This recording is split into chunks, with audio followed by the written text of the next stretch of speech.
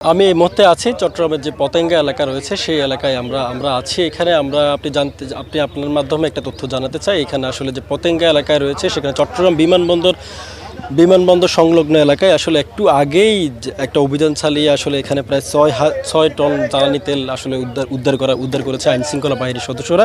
যেখানে ৬ টন জ্বালানি যেগুলো আসলে অবৈধভাবে মজুতকৃত আসলে জ্বালানি তেল রয়েছে বলে আমাদের আইনশৃঙ্খলা বাহিনীর সদস্যরা আমাদের জানিয়েছেন। তার মধ্যে ৬ টন যে জ্বালানি তেল রয়েছে তার মধ্যে ৪,৬০০ লিটার ডিজেল রয়েছে এবং মোবিল রয়েছে ২০০ লিটার এবং ২০ টন রয়েছে আসলে অকটেন।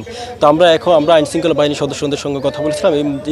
যে তেল রয়েছে সেই তেলগুলো আসলে অবৈধভাবে মজুত করে রাখা হয়েছিল এবং আমরা এই ব্যাপারে আসলে আইনশৃঙ্খলা বাহিনীর সদস্যদের সঙ্গে কথা বলে আমরা এখন পর্যন্ত পূর্ণাঙ্গ কোনো আসলে তথ্য পাইনি। তবে আমরা যে জায়গায় রয়েছি সেই জায়গায় এখনই দেখতে পাচ্ছেন আপনি যে জ্বালানি তেলগুলো আসলে এখান থেকে তারা উদ্ধার করেছেন অভিযান চালিয়ে, সেগুলো আসলে এখন একটা পিকআপে করে নিয়ে যাওয়া হচ্ছে এবং নিয়ে যাওয়ার পরে আসলে আইনশৃঙ্খলা বাহিনীর সদস্য অর্থাৎ পুলিশ সদস্যদের পক্ষ থেকে আমাদেরকে আসলে বিস্তারিত তথ্য জানানোর কথা রয়েছে। এছাড়াও আপনার মাধ্যমে আরেকটি তথ্য জানাতে চাই যে এখানকার যে চট্টগ্রামের যে কর্ণফুলী যে নদী রয়েছে সেই নদীতেও আসলে অবৈধ ব্যবসায়ীরা আসলে অবৈধ মজুতকৃত আসলে অনেকে লাইটার জাহাজে আসলে অবৈধভাবে আসলে জ্বালানি তেল থেকে শুরু করে আরও ডিজেল এবং ফার্নেস অয়েল মজুত করে রাখা হচ্ছে বলে আমরা অভিযোগ পেয়েছি। সেই ব্যাপারেও আসলে আইনশৃঙ্খলা বাহিনীর সদস্যদের সঙ্গে আমরা কথা বলেছিলাম। তারা আসলে এখন পর্যন্ত যে ভাসমান গুদাম হিসেবে যে কর্ণফুলী নদীতে লাইটার জাহাজগুলো রয়েছে সেই জাহাজে আসলে এখন পর্যন্ত তেমন আমরা দৃশ্যমান কোনো অভিযান আমরা দেখতে পাইনি। তো আমরা যারা সংশ্লিষ্ট যারা রয়েছে তাদের সঙ্গে আমরা কথা বলেছিলাম। তারা বলছেন যে দ্রুত যাতে অবৈধ যে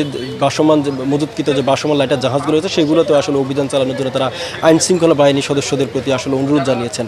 এছাড়াও আপনি জানেন যে সারা দেশে আসলে জ্বালানি তেলের যে একটা সংকট রয়েছে সেই সংকটে আসলে চট্টগ্রাম নগরীর যে ফার্মগুলো রয়েছে পেট্রোল পাম্প, সেই পেট্রোল পাম্পগুলোতে আসলে সকাল থেকেই আসলে আমরা দেখেছি চট্টগ্রাম নগরীর যে কয়েকটা পেট্রোল পাম্প রয়েছে সেখানে অধিকাংশ পেট্রোল পাম্পই সকাল থেকে আসলে বন্ধ ছিল এবং আমরা মালিক পক্ষের সঙ্গে কথা বলেছেন। তারা বলছেন যে আমরা যেহেতু আজকে সরকারি ছুটির দিন কিন্তু ডিপু খোলা রয়েছে, সেই ডিপু থেকেও আসলে তারা আসলে পর্যাপ্ত পরিমাণে তেল পাচ্ছেন না যে তারা আসলে গ্রাহকদের দিবেন।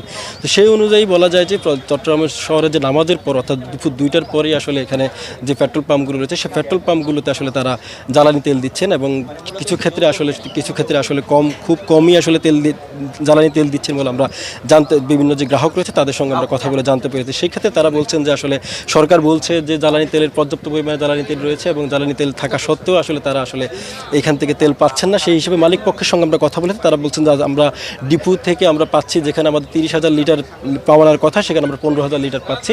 সেক্ষেত্রে মালিক কর্তৃপক্ষ বলে পর্যাপ্ত পরিমাণে তেল তারা আসলে ডিপু থেকে পাচ্ছেন না। সেই হিসেবে তারা আসলে পর্যাপ্ত গ্রাহকদের যে চাহিদা রয়েছে সে চাহিদা অনুসারে আসলে তারা তেল দিতে পারছেন না।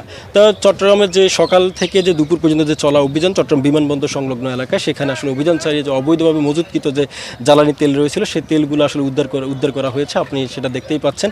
এবং আইনশৃঙ্খলা বাহিনীর সদস্যদের পক্ষ থেকে আসলে আমাদেরকে হয়তো বা একটু পরেই আসলে ব্রিফ করা হবে, তখন আমরা আসলে আপনাদের পূর্ণাঙ্গ তথ্য জানাতে পারবো। এই যে 6 টন যে জ্বালানি তেল রয়েছে সেই তেল আসলে এক ধরনের একটা দেশে যে একটা জ্বালানি তেলের যে সংকট রয়েছে, যদিও সরকার বলছে আসলে জ্বালানি তেলের সরবরাহ ঠিক আছে, কিন্তু এখন গ্রাহকদের নিকট থেকে আসলে জ্বালানি তেলের যে সরবরাহ পাওয়ার কথা বা জ্বালানি তেল পাওয়ার কথা গ্রাহকরা তারা আসলে পর্যাপ্ত পরিমাণে তেল পাচ্ছেন না।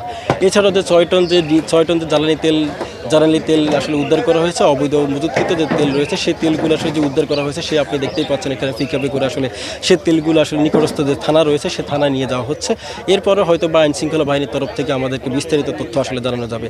এছাড়াও যে চট্টগ্রামের যে কর্ণফুলী নদী রয়েছে সেই কর্ণফুলী নদীতেও আসলে লাইটার জাহাজে ভাসমান গুদাম হিসেবে আসলে অবৈধভাবে মজুতকৃত কিছু তেল রয়েছে বলে আমরা বিভিন্নভাবে অভিযোগ পেয়েছি এবং সেই অভিযোগের পরিপ্রেক্ষিতে আসলে আইনশৃঙ্খলা বাহিনীর সদস্যরা আসলে কখন সেই চট্টগ্রাম কর্ণফুলী নদীতে আসলে ভাসমান যে গুদাম রয়েছে সে ওই অবৈধ গুদামগুলিতে আসলে অভিযান চালায় সেটা আসলে এখন দেখার বিষয়।